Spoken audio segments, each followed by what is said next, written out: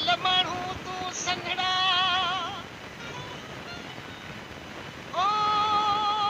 मां छा चवां अला तोखे